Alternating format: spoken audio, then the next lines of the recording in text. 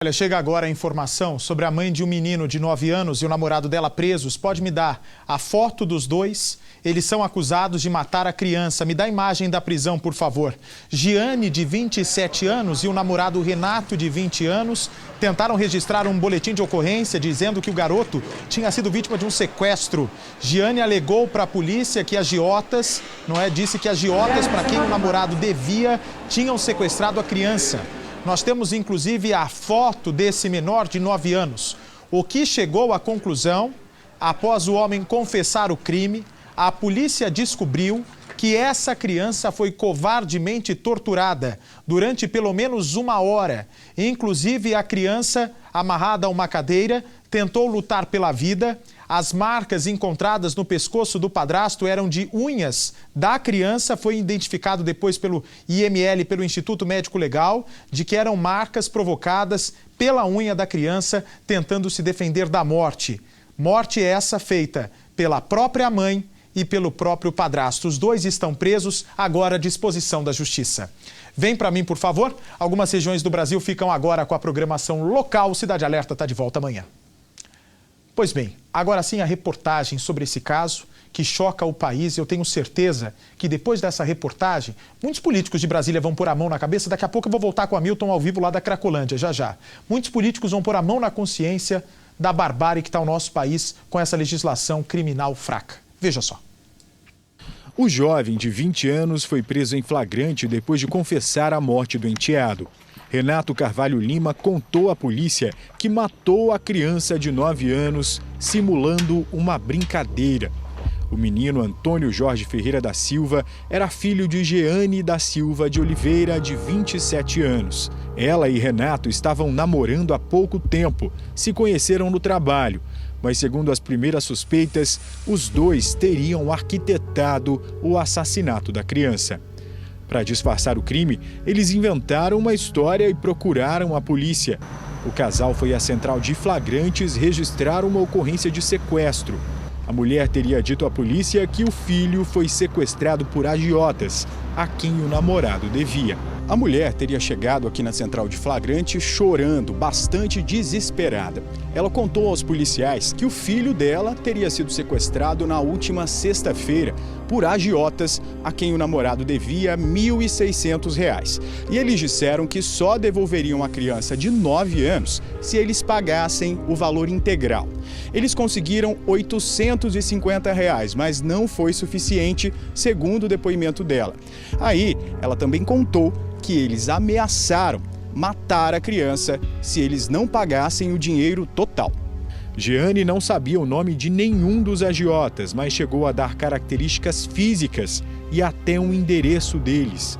Só que o escrivão que fazia a ocorrência desconfiou da mulher e teve ainda mais dúvidas durante o depoimento do namorado. No depoimento, o homem deu a mesma versão da mulher, mas havia algumas contradições. E uma coisa chamou a atenção do escrivão que fazia a ocorrência.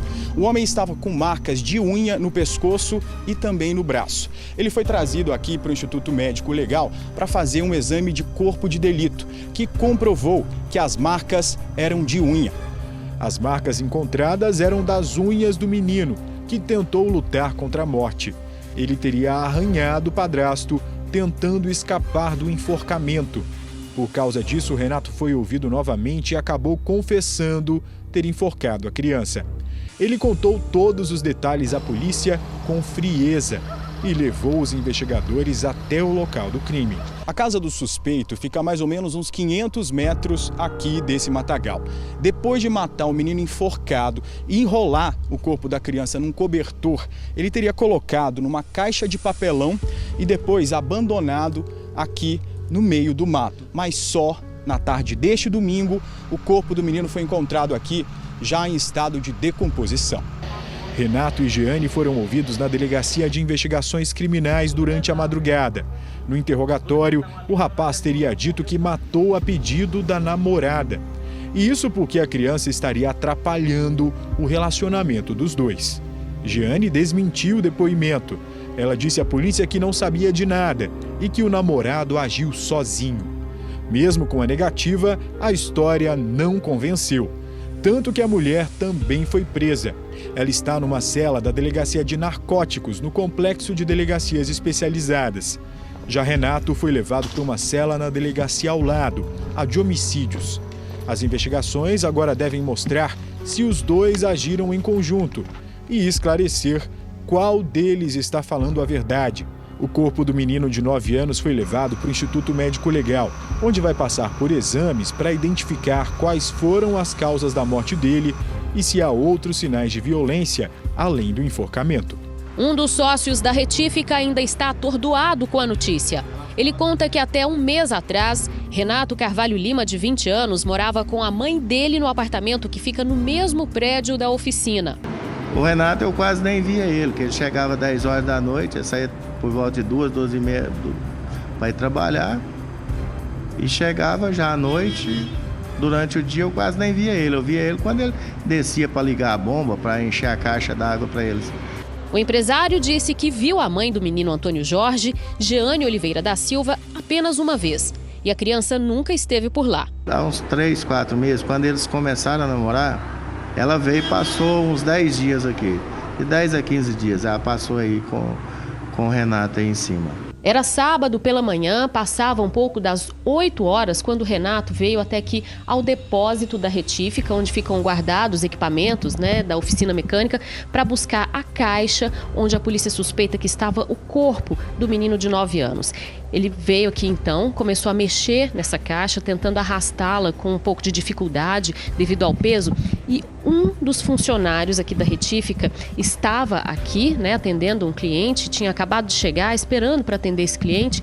E foi você. Você estava aqui, estava um outro colega de trabalho, estava o dono da Retífica, um cliente.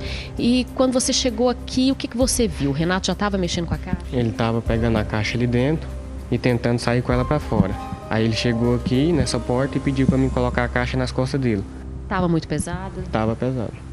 Você teve dificuldade para conseguir colocar nas costas? Ele me ajudou a colocar, eu coloquei nas costas dele e ele saiu. Assim então que o Renato conseguiu a ajuda de um dos funcionários para colocar a caixa nas costas, ele passou aqui por essa porta, seguiu atravessando por toda essa área da oficina mecânica da Retífica até sair por aquela porta sem chamar a atenção de nenhum outro funcionário. Ao sair aqui da Retífica, sozinho com a caixa nas costas, o Renato então seguiu a pé até aquele matagal que fica numa rua vizinha e onde o corpo do menino foi encontrado. A mata fica no setor Nunes de Moraes, em Goiânia, ao lado da BR-060.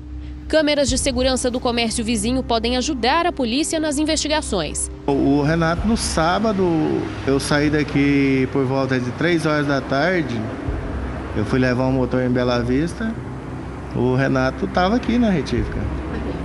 Ele estava tranquilo, estava parecendo que não tinha acontecido nada.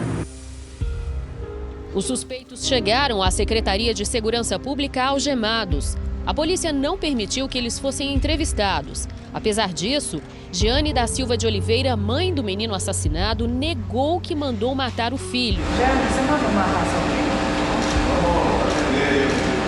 Para a polícia, não há dúvidas da participação dela no crime. A mãe já tinha combinado com o Renato a morte do filho. Na sexta-feira, ela entregou a chave para Renato e disse para ele está sozinho lá em casa. Renato foi lá, abriu a porta, perguntou se a criança estava com fome e ela disse que sim. Ele o chamou para ir à padaria para lanchar.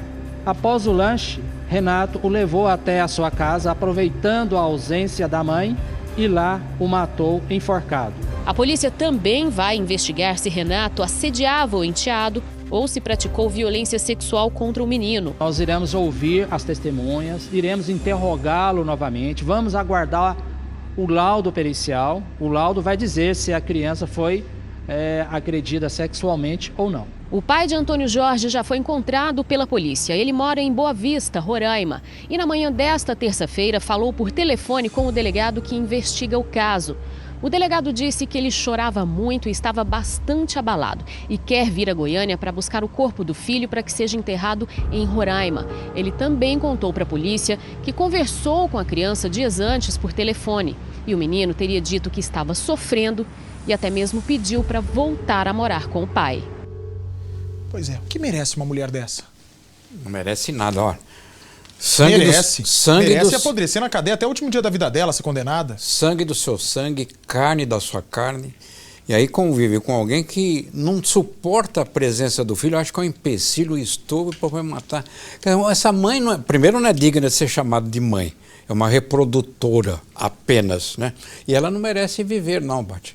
O que ela fez é absolutamente imperdoável. Merecia ou morrer na cadeia, apodrecer até o fim, ou aí você escolheria uma câmara de gás, uma cadeira elétrica, qualquer coisa, mas viver não. Que na hora de torturar o próprio filho ela não pensou, né?